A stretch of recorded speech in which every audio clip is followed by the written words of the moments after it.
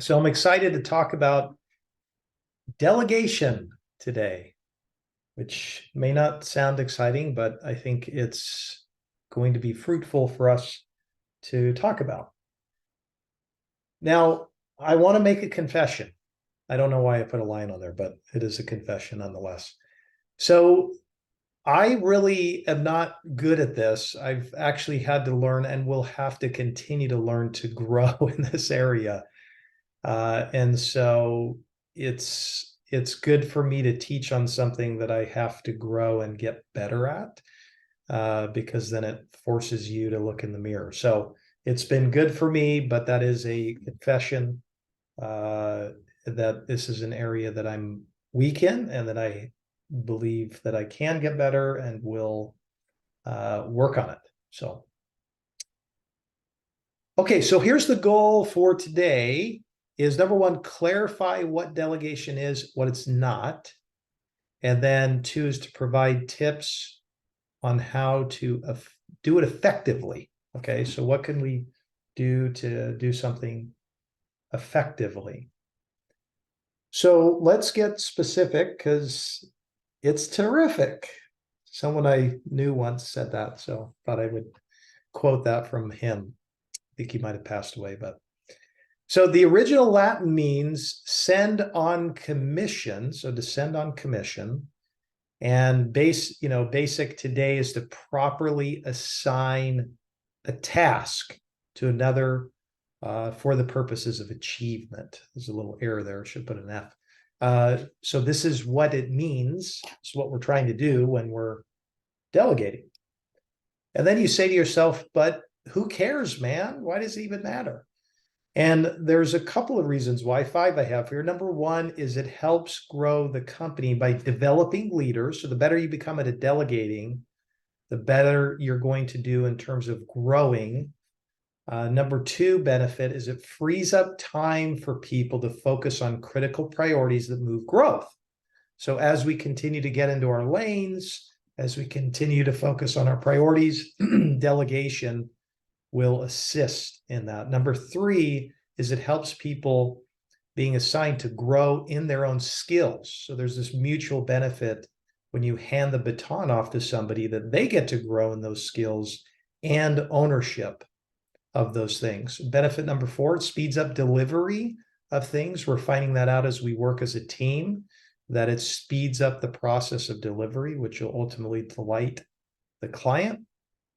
And number five is it provides new perspectives and better ways to get things done. If you've ever experienced this when you've properly handed something off, all of a sudden someone might do a better job than you, and that's great. And you might actually learn some new things as you go through the process.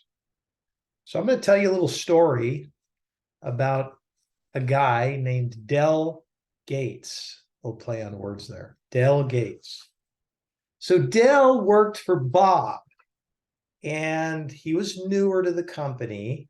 Bob, the boss, had a ton on his plate, and he just wanted to get it off as fast as he could. And Bob had a huge proposal for a key client, one of his biggest clients, and also had a million other things that he had to do. So Bob believed Dell was very smart, so he gave him the huge proposal and told him to get it done in 2 days. Okay, so this is mistake number one. Don't give it to the new guy. Dell was more of a salesperson and not really good with the details.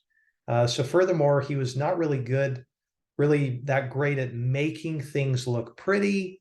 And so the second mistake was he didn't really play on the strengths of Dell. Bob was extremely stressed, so that he decided just to dump everything on Dell's desk and provide no clarity about anything. Not what was expected, timeframes, deliverables, or anything of that matter. And so the third mistake of what things aren't is to define the desired outcome. And he didn't do that. Furthermore, this was going to take time and resources to get it done, like client information, a software for building it, and appropriate printing. And none of these things were provided And Dell didn't know what to even ask for because he was just ignorant. And so the fourth mistake was providing the right resources and the authority. He just didn't have any of the resources nor the appropriate authority. And also, Bob said that he was not going to be available at any time for the next 2 weeks. And so, the fifth is just establishing clear communication channels, which Bob did not allow for because he just wasn't going to be available. On top of that, Bob looked right at Dell and said, Dell, whatever you do, don't screw it up. This is a project that has no room for errors. So get it done right and get it done right the first time. So the sixth mistake Bob did in delegation was he did not allow for failure. So Dell was freaking out, if you can imagine, and didn't know what to do. So he started moving things slower and slower because he was terrified to mess it up. And it didn't take him 2 days, but it took him 2 weeks. And Bob was frustrated and angry with him. And what's taking you so long, Dale? We hired you to get things done here. And so, unfortunately, the seventh mistake of delegation is Bob was not patient. On top of that, Bob grabbed it from him and never took the time to give any feedback. He was always so busy that he would not carve out time to walk through and give feedback. So the eighth do not do was he gave no feedback to Dell. And finally, when all was said and done, Bob took the project and delivered it to the client. It was actually pretty darn good in spite of all these things. And guess who got all the credit? Yes, Bob. Bob did not even give any credit to Dell. So the ninth failure was Bob did not give any credit to Dell Gates. So kind of a sad story. I know you guys are probably crying right now. So there's some steps to healthy delegation. We're going to kind of walk through the things you didn't do, what it's not, and then we're going to talk about the things to do in these steps to do delegation well, that I believe that we can implement here as we grow.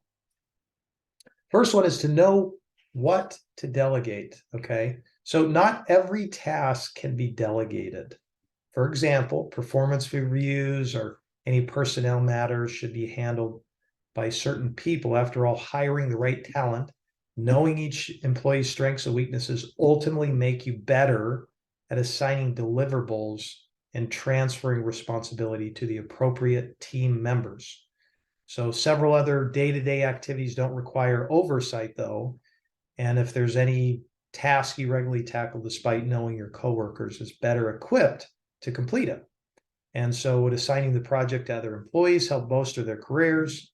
If there's someone who could do the work better, or you think this could be a teachable moment, delegate it. It'll show you trust and value your team while also giving you time to focus on more strategic projects. So the first thing is just know what to delegate, what not to delegate based upon the person and the circumstance and also the experience. Next thing is to play to the employee's strengths and goals. So every employee should have goals they're working towards, and within those goals are opportunities to delegate. So for example, maybe you have a direct report who wants to gain management experience. So is there an intern they could start supervising, or a well-defined project they can own the execution of? The type of work you delegate could factor into their professional development plan. And for other tasks, there's likely someone on your team with the specific skill set needed to achieve the desired result. So leverage that and play to the employee's strength. And when someone has a higher chance of excelling, they're more motivated and engaged, which then benefits the entire business. So play on those strengths. Third one is define the desired outcome. So simply just dumping the work onto someone else's plate isn't delegating. Projects you hand off should come with proper context, clear tie into the organization's goals, A quote from this Harvard Business School professor, Kevin Scher, is, "You've got to have the real clarity of the objective. That includes having alignment on what does good look like, and by what timeline, the technique of measuring accomplishment." So before anyone starts working on a project, they should know what they need to complete and by when, including the metrics they'll measure and the success of the work. So define the desired outcome so that it's clear. You have a finish line that we talk about. Provide the right resources and level of authority. If the person you're delegating work to needs specific training, resources, or authority to complete the assigned project, it's your role as a manager to provide all three.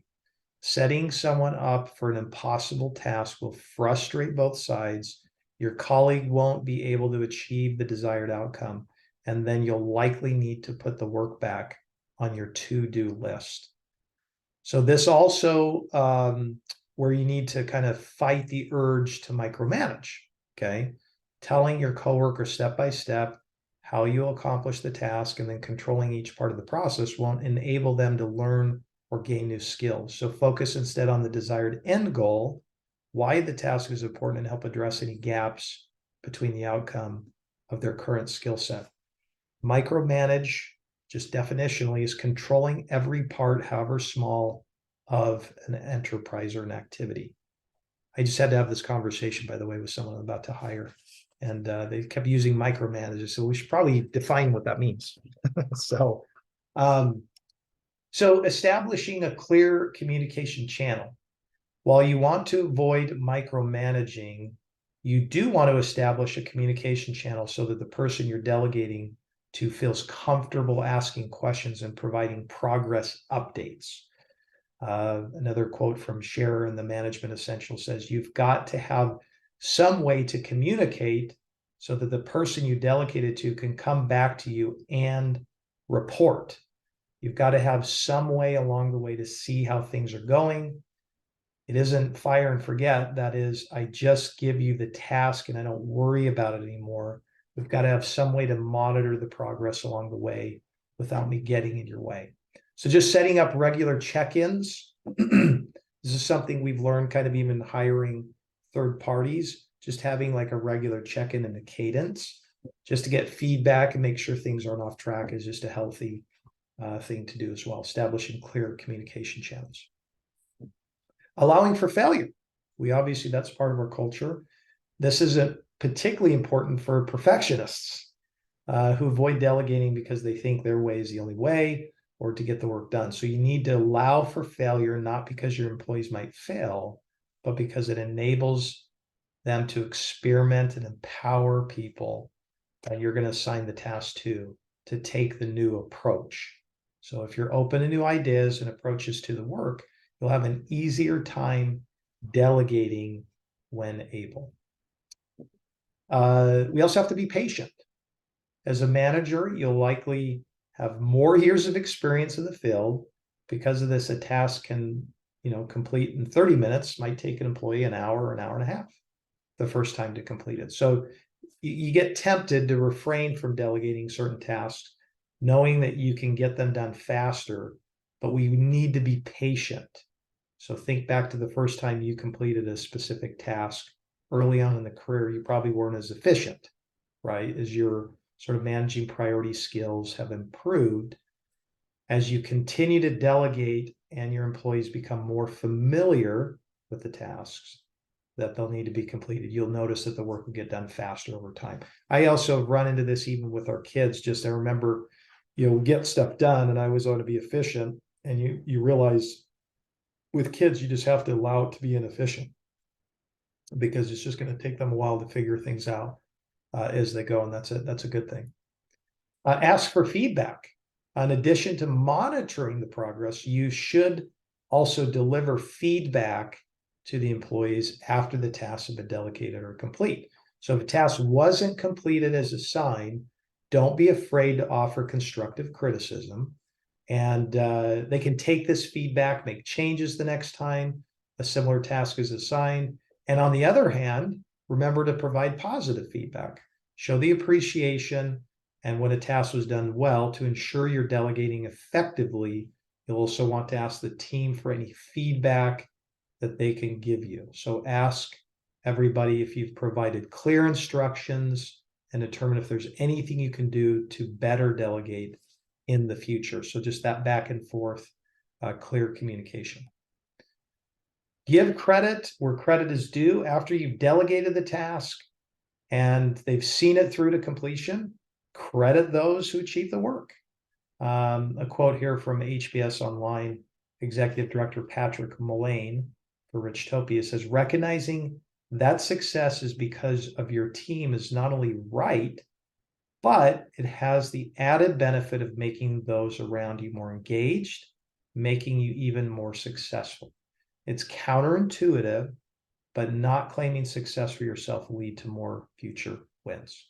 So the more you thank and credit those you've delegated work to, the more likely it is that they will want to help you on other projects in the future. So, action step, and we'll wrap it up and have a little bit of discussion around this. I think we should take this and build a little maybe one pager that goes into either our SOP or just maybe our kind of repository where we put all of our processes essentially. But we should probably just build this out so we kind of understand and can hand that baton off to people so that we can just be more effective on the way that we delegate. So that is the delegation education for the day, and I'd love to just hear any